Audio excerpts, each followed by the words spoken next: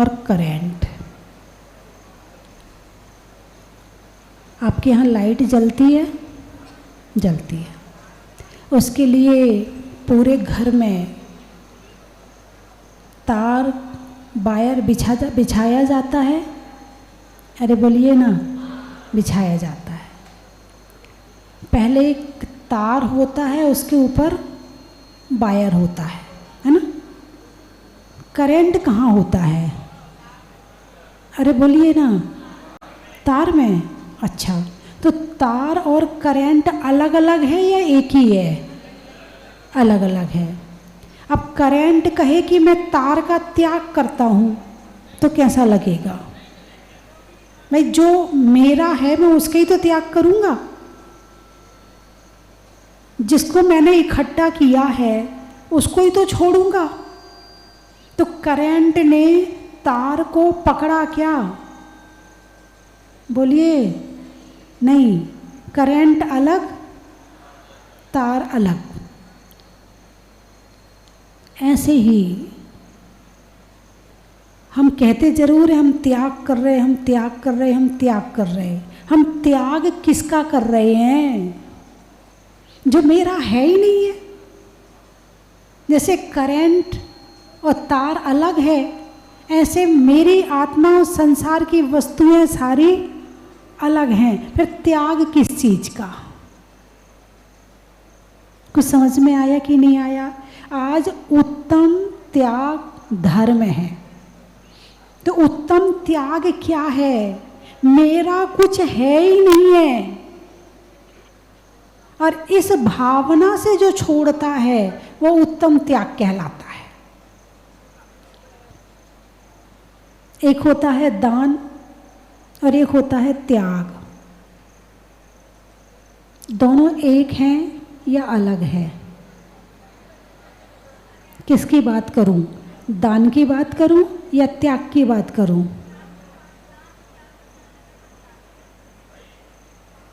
दान अलग है, त्याग अलग है या दोनों एक है? अलग है। चलिए क्या है मैं बता देती हूँ। एक होता है व्यवहार धर्म और एक होता है निश्चय धर्म। व्यवहार धर्म और निश्चय धर्म।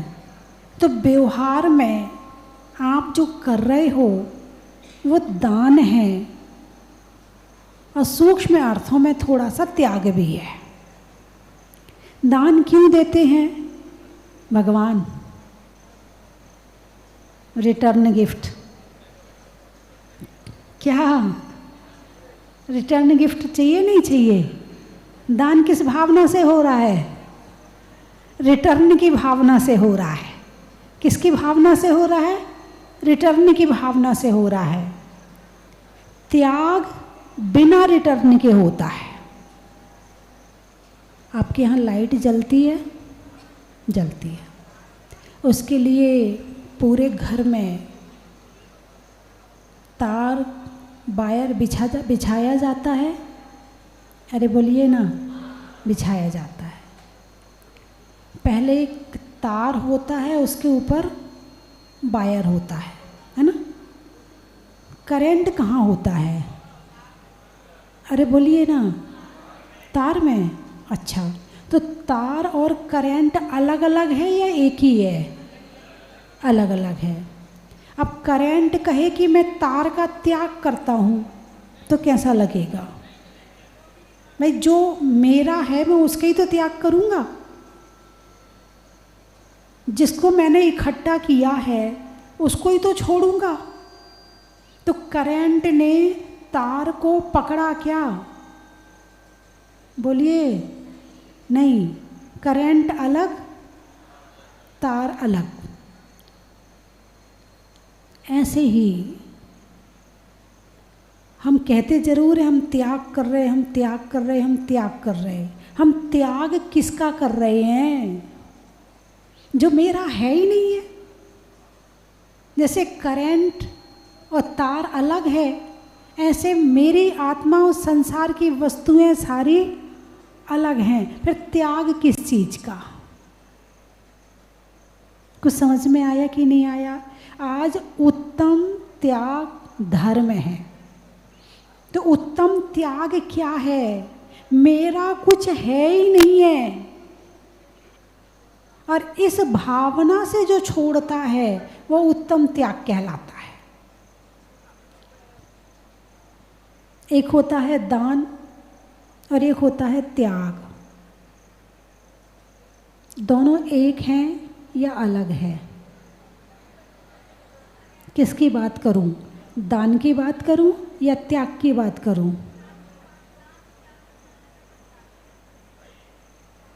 दान अलग है, त्याग अलग है, या दोनों एक है?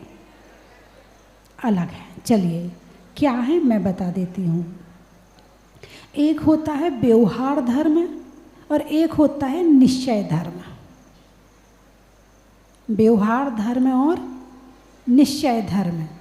तो व्यवहार में आप जो कर रहे हो वो दान है, और सूक्ष्म अर्थों में थोड़ा सा त्याग भी है। दान क्यों देते हैं? भगवान रिटर्न गिफ्ट। क्या रिटर्न गिफ्ट चाहिए? नहीं चाहिए। दान किस भावना से हो रहा है? रिटर्न की भावना से हो रहा है। किसकी भावना से हो रहा है? रिटर्न की भावना से हो रहा है। त्याग बिना रिटर्न के होता है। कुछ समझ में आया? अच्छा चलो, व्यवहार में त्याग और दान कैसे अलग अलग है? बुरी चीज़ का त्याग, अच्छी चीज़ का दान, यही है ना।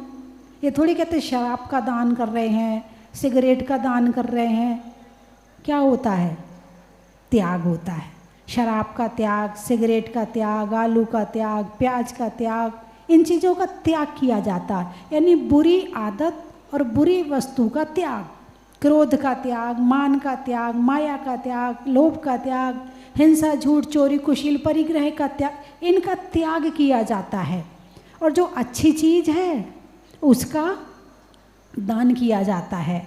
किस लिए किया जाता है? स्व और पर के कल्याण की भावना से किया जाता है ना। आप लोग सोनागिर गए हो? कौन कौन गया है सोनागिर? अरे वाह, काफ़ी लोग गए हैं, बहुत बढ़िया। सोनागिर के पहाड़ पर कितने मंदिर हैं? 77 मंदिर हैं। कितने? 77। एक दो अभी और बन गए होंगे, जैसे नंदीश्वर दीप आदि हैं वो और बन गए, तो एक दो और हो गए होंगे। तो वो मंदिर किसने बनाए? कितने? 5.5 करोड़ मुनि मोक्ष गए वहाँ से। और सोनागिर की वंदना करने से 32 करोड़ प्रोषद उपवास का फल मिलता है। 32 करोड़ प्रोषद उपवास का फल मिलता सोनागिर की वंदना से। इतनी विशुद्धि बनती है, इतने परिणाम शुद्ध होते हैं वहाँ जाकर कि 32 करोड़ उपवास। तुम इस जीवन में तुम्हारी आयु कितनी है, और वहाँ की वंदना मात्र से भावों की विशुद्धि के द्वारा 32 करोड़ प्रोषद उपवास का फल। उपवास नहीं, प्रोषद उपवास। प्रोषद उपवास का मतलब है सप्तमी को एकासन, अष्टमी का उपवास, नवमी को एकासन, इसको कहते प्रोषद। ऐसे 32 करोड़ प्रोषद उपवास का फल मिलता है। 2023 का चतुर्मास सोनागिर में हुआ था, बड़ा आनंद आया। बस दिक्कत ये थी, मैं नीचे रहती थी और मूल नायक ऊपर थे। थोड़ी सी ये कमी ज़रूर लगती थी मुझे। यदि उनके पास रहने का मौका मिलता तो बड़ा आनंद आता। यहाँ जब हमारे मुनीश्वरनाथ भगवान यहाँ जब छोटे से कमरे में थे और मैं पड़ोस में रहती थी, बड़ा आनंद आता था। रात को 3 बजे नींद खुले, पहुँच गए मंदिर में। 4 बजे नींद खुले, पहुँच गए मंदिर में। हैं, पास में मिल जाते थे भगवान। अब तो दूर हो गए हैं, तो जितनी जल्दी मैं जाना चाहती हूँ अब नहीं जा पाती हूँ। पहले तो बिल्कुल बाजू में थे, जब निकले थे तब भी बिल्कुल पास में ही रहते थे। मतलब 10 फीट की दूरी पे कमरा था मेरा।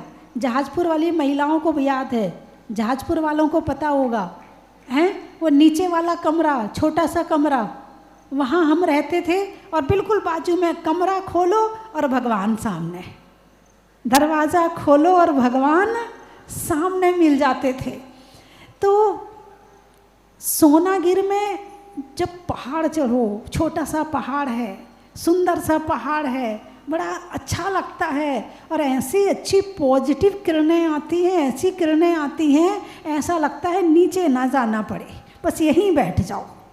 और जब चंदा प्रभु भगवान के सामने खड़े होते हैं, इतनी विशुद्धि बनती है, इतनी विशुद्धि बनती है, ऐसा आनंद आता है कि बस यहीं आंख बंद करो और इनके सामने ध्यान में बैठ जाओ, इतना अच्छा लगता है।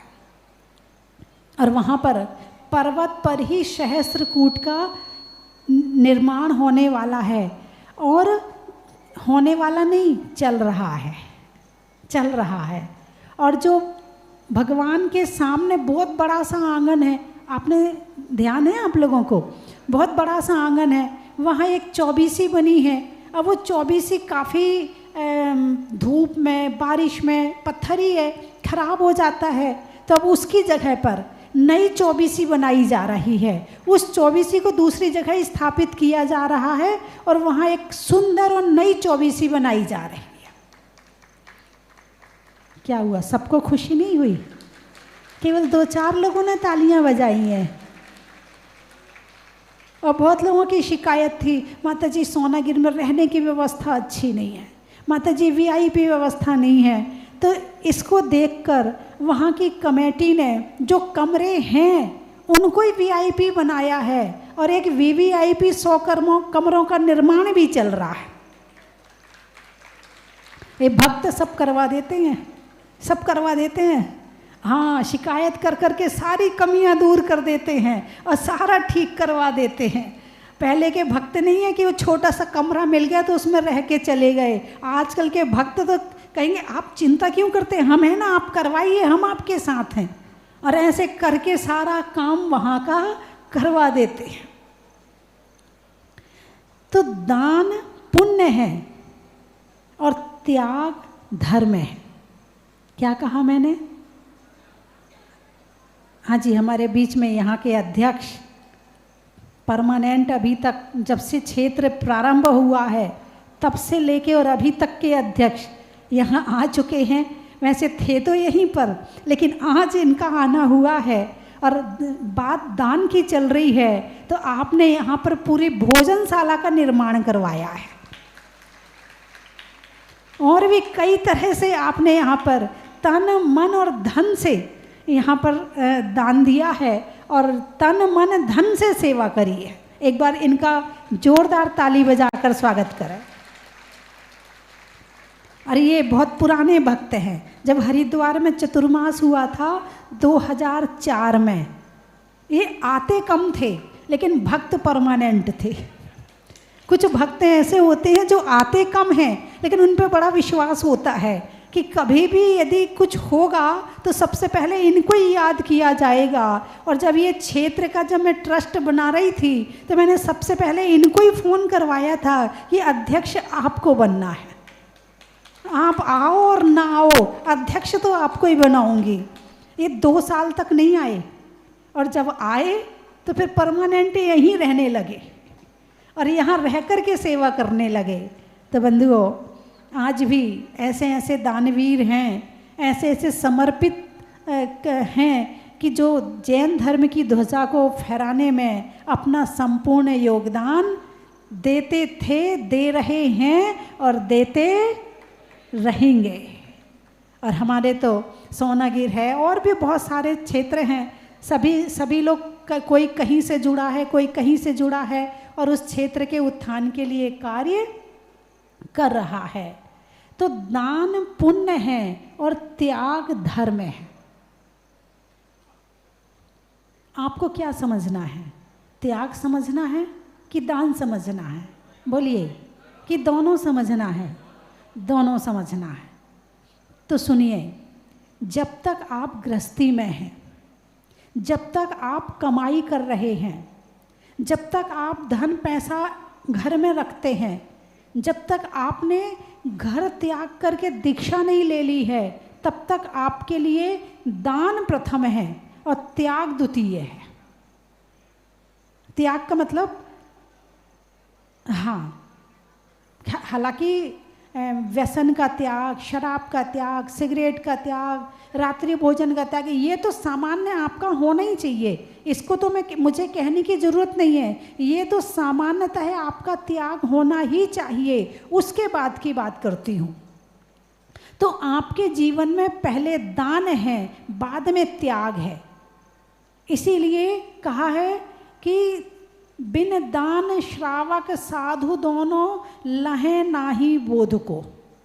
दान की व्याख्या ज़्यादा करी है, त्याग के दिन दान की व्याख्या करी है कि बिन दान श्रावक साधु दोनों लहे नाही बोध को। दोनों बोध यानी ज्ञान को उपलब्ध नहीं हो सकते, दोनों को दान करना जरूरी है। किस किस को? श्रावक को और साधु को। तो आप तो दान करते हो, लेकिन साधु क्या दान करेगा? साधु के पास तो कुछ है ही नहीं है। अरे बोलिए ना।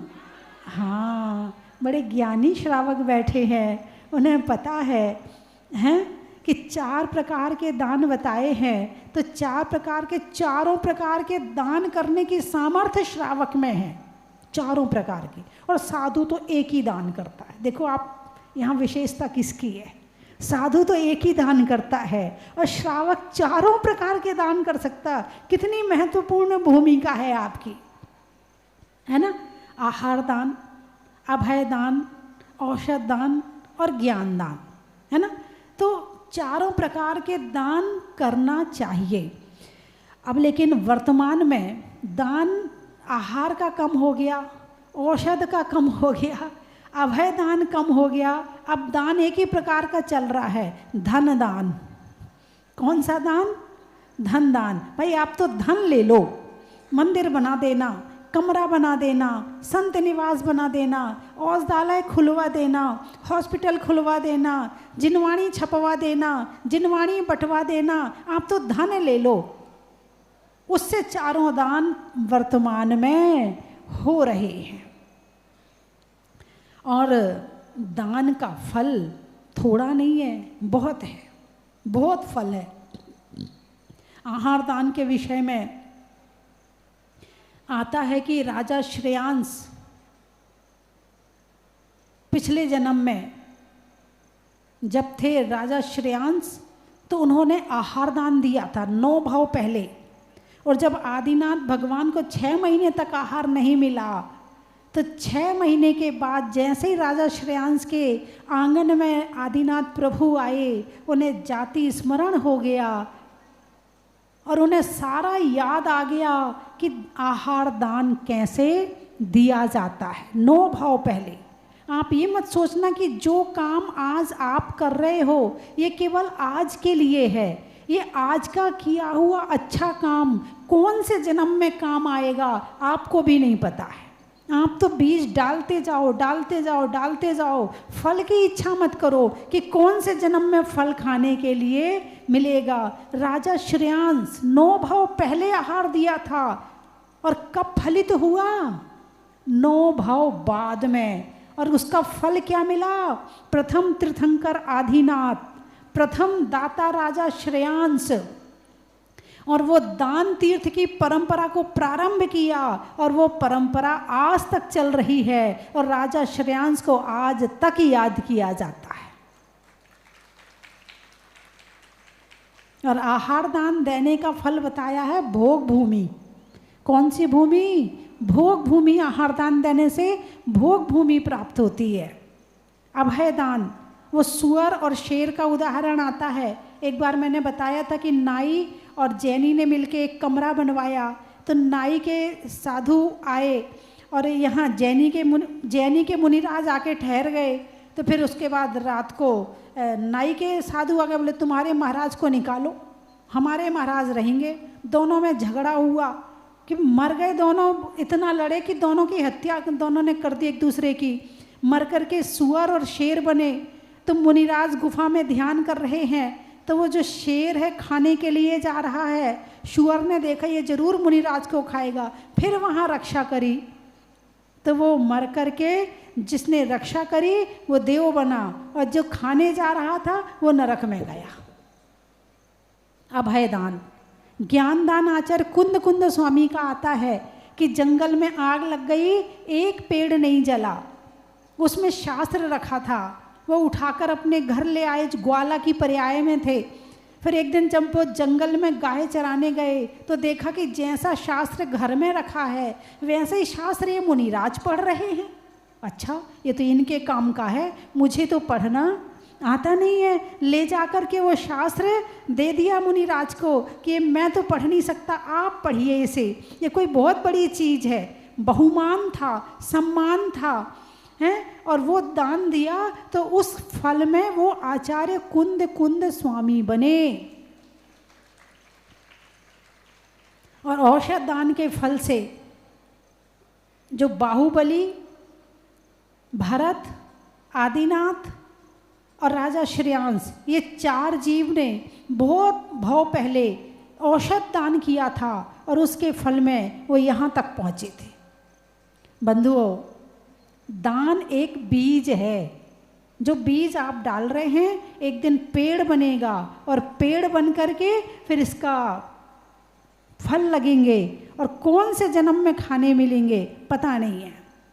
ये हो गई दान की बात, ये हो गई दान की महिमा कि जो दोगे वो मिलेगा, जो दोगे वो मिलेगा, जो बोओगे वो ही मिलेगा।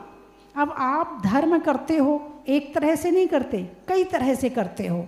देव पूजा, गुरु उपासना, स्वाध्याय, संयम, तप और दान, इतनी तरह से आप धर्म करते हो, ठीक है। अब त्याग की चर्चा करते। दान समझ में आ गया, दान की महिमा समझ में आ गई कि दान देने वाला कभी गरीब घर में पैदा नहीं होता है। लेकिन ध्यान रखना, दान के साथ साथ अन्य धर्म भी करना, नहीं तो मामला गड़बड़ हो जाएगा। स्वाध्याय भी करना, आहार भी देना, सारे काम करना, नहीं तो सोचो दान दे दो बस सारा काम हो गया, नहीं, सब करना जरूरी है। बहुत बड़े बड़े परिवारों में कई बार होता है कि मंदबुद्धि बालक पैदा हो जाता है, सोने की चम्मच लेके तो पैदा हुआ है मगर बुद्धि नहीं है। कारण क्या है? दान तो दिया था मगर तप नहीं किया, स्वाध्याय नहीं किया, संयम नहीं किया, तो दान का फल ये मिला कि पैसे वाले के यहाँ पैदा हो गया। और अन्य धर्म नहीं किया तो इसके फल में उसे ऐसा शरीर मिला। इसलिए सारी तरह से धर्म करना आवश्यक है। अब त्याग की चर्चा करते हैं। दान बड़ा है या त्याग बड़ा है? बोलिए ना, दान बड़ा है या त्याग बड़ा है? दान बड़ा है। क्या बड़ा है? तीर्थंकर भगवान दान करते कि नहीं करते? तीर्थंकर प्रभु जब समूह शरण में बैठे होते हैं तो दान करते हैं कि नहीं करते हैं? करते हैं। कौन सा दान करते हैं? ज्ञान दान करते। उनकी दिव्य ध्वनि कीर्ति है, अक्षय दान।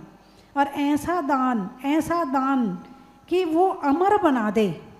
ज्ञान दान से चारों दान हो सकते हैं। कैसे हो सकते हैं? आपको प्रैक्टिकल बताऊं। अभी आप रेकी वाली से भक्तामर हीलिंग सीख रही थी है ना? चलिए आपको प्रैक्टिकल बताती हूँ। एक नहीं कई प्रैक्टिकल हैं कि जब मैं एक शहर में थी तो वहाँ पर एक महिला अपने घर में थी। एक बार यमुनानगर, एक बार झालावाड़, ऐसे कई शहरों की बात है। तो वो उनको इतना डिप्रेशन था कि डॉक्टर ने रेस्ट के अलावा कुछ नहीं बताया था और घर वालों को मना कर रखा था कि इनसे बोलना मत, कुछ कहना मत, इनको गुस्सा मत दिलाना, नहीं तो और बीमार हो जाएंगे और डिप्रेशन बढ़ जाएगा। उन्हें पता चला कि शहर में माताजी आई हैं। दूसरे दिन कहने लगी मुझे तो माताजी के पास जाना है। तो घर वाले बोले डॉक्टर ने मना किया, नहीं मुझे तो जाना है। अब घर वालों ने सोचा मना करेंगे फिर टेंशन होगी इसको, चलो ले चलते हैं। एक दिन आई, 2 दिन आई, प्रवचन सुनने आने लगी, एक दिन विधान में बैठ गई। 8 दिन के अंदर, 15 दिन के अंदर उसका पूरा डिप्रेशन ठीक हो गया।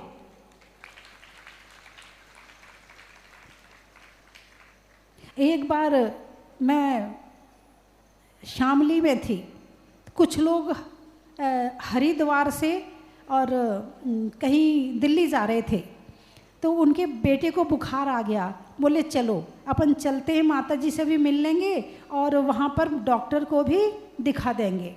आकर कमरे में बैठे, आधा पौन घंटा बैठे, पौन घंटे में उस बच्चे का बुखार उतर गया।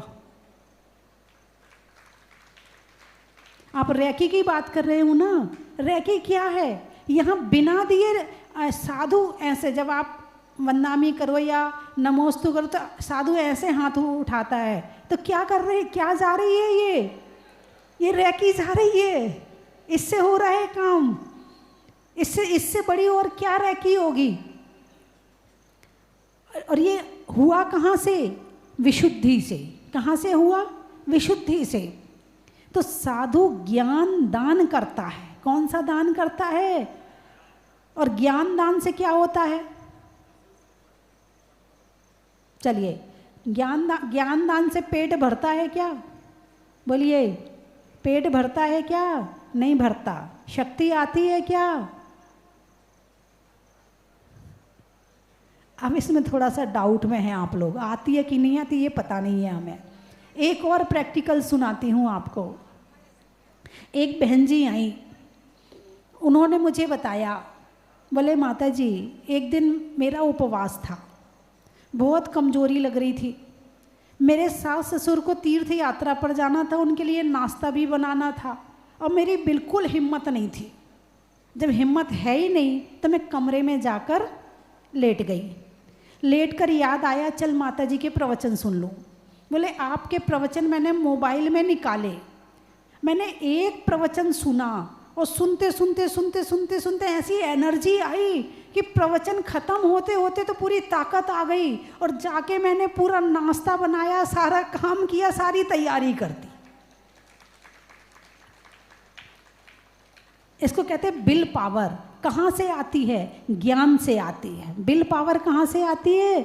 बीपी लो हो रहा हो, अच्छा सा प्रवचन सुनवा लो, बीपी ठीक हो जाएगा। हाँ, सारी दुनिया की दवाई एक ही है, धर्म। अब वो तो, अब थोड़ा सा एक और बता दूं, तुभ्यम नमस्ते भुवनार्ति हराय नाथा। आप लोगों ने, उन्होंने बताया कि इस श्लोक से सिर दर्द ठीक होता है।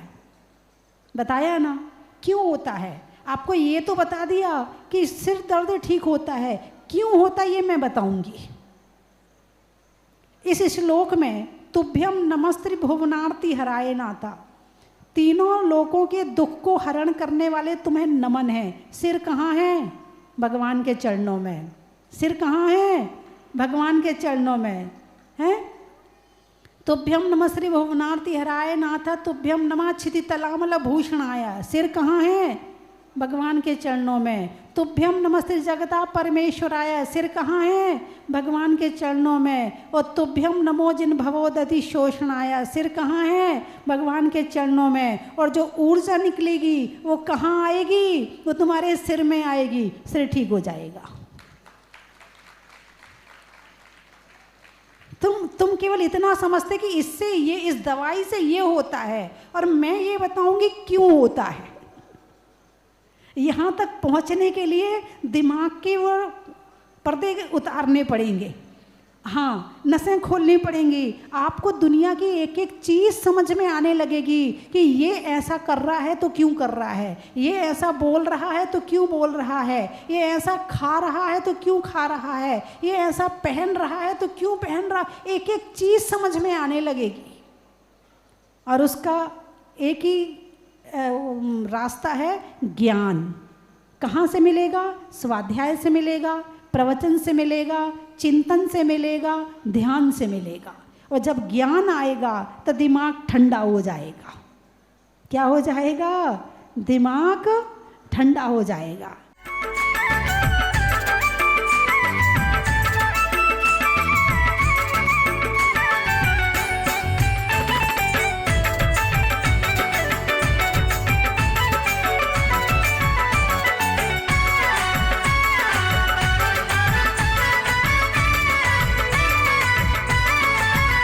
कभी पर्वत सा वजन बढ़ाते हैं, कभी हल्के हो जाते हैं।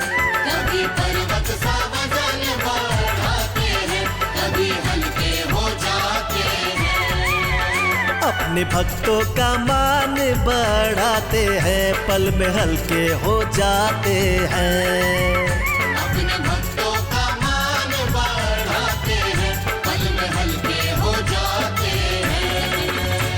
जय मुनि सुब्रत नाथ की, जय मुनि सुब्रत नाथ की, जय मुनि सुब्रत नाथ की, जय मुनि सुब्रत नाथ की। जय मुनि सुब्रत नाथ की, जय मुनि सुब्रत नाथ की, जय मुनि सुब्रत नाथ की, जय मुनि सुब्रत नाथ की।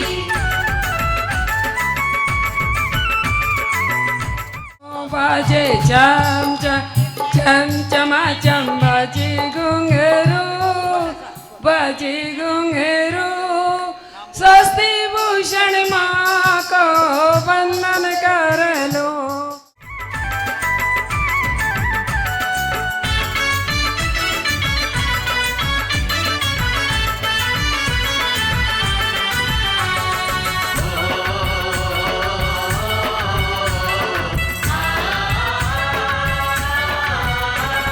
प्रतिमा मनोहर सुंदर है पाई, माता श्री स्वस्ति भूषण जी आई। माता श्री स्वस्ति भूषण जी यहाँ आई। स्वस्ति धाम में पावन प्रभु जी विराजे, चारों दिशा से लोग दर्शन को आते। चारों दिशा से लोग दर्शन को आते। हमारी स्वस्ति धाम की व्यवस्था की एक झलक मुझे इस बात से मिलती है कि पिछले वर्ष शिविर में भक्तों की संख्या थी 400 कुछ, इस बार बढ़कर 600 कुछ हो गई है। तो मैं ये कैलकुलेट करता हूँ कि स्वस्ति धाम में व्यवस्था से लोग बड़े खुश हुए, गुरु माता की व्यवस्था से, गुरु माता के मार्गदर्शन से लोग प्रभावित हैं और गुरु माँ के चरणों में आने के लिए बेचैन हैं और आ रहे हैं। और इस बार 600 से ऊपर संख्या गई है। मैं आपसे उम्मीद करता हूँ कि अगले साल इस संख्या को और बढ़ाएं, अपने साथ एक के साथ एक और लेके आए। मैं अधिक कुछ न कह के अपने मन से, वचन से और भावों से, वात्सल्य भावना के साथ आप सभी शिविरार्थियों का स्वागत करता हूं, अभिनंदन करता हूं। नित्य नए अतिशय यहाँ पे आए, कभी पर्वत सा वजन बढ़ाते हैं, कभी हल्के हो जाते हैं। कभी पर्वत सा वजन बढ़ाते हैं, कभी हल्के हो जाते हैं। जय मुनि सुब्रत नाथ की, जय मुनि सुब्रत नाथ की, जय मुनि सुब्रत नाथ की, जय मुनि सुब्रत नाथ की। जय मुनि सुब्रत नाथ की, जय मुनि सुब्रत नाथ की, जय मुनि सुब्रत नाथ की, जय मुनि सुब्रत नाथ की।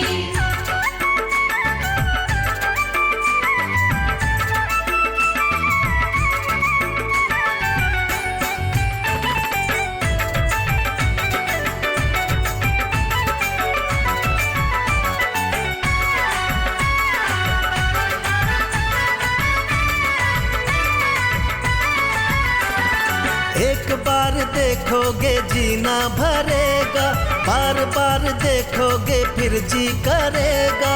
बार बार देखोगे फिर जी करेगा। स्वयं अभिषेक प्रभु का होते देखा, मस्तक पे उभरे कभी मिटती है रेखा। मस्तक पे उभरे कभी मिटती है रेखा। 20वें भगवान के मैं तो गाँव तराने, कभी पर्वत सा वजन बढ़ाते हैं, कभी हल्के हो जाते हैं। कभी पर्वत सा वजन बढ़ाते हैं, कभी हल्के हो जाते हैं। अपने भक्तों का मान बढ़ाते हैं, पल में हल्के हो जाते हैं। कंचन की थाल को सजाओ रे आज, रत्नों की थाल को भर लाओ रे आज। आओ आओ करे रे गुणगान आरती भगवन की, आओ आओ करे गुणगान आरती भगवन की। आओ आओ करे रे गुणगान आरती भगवन की।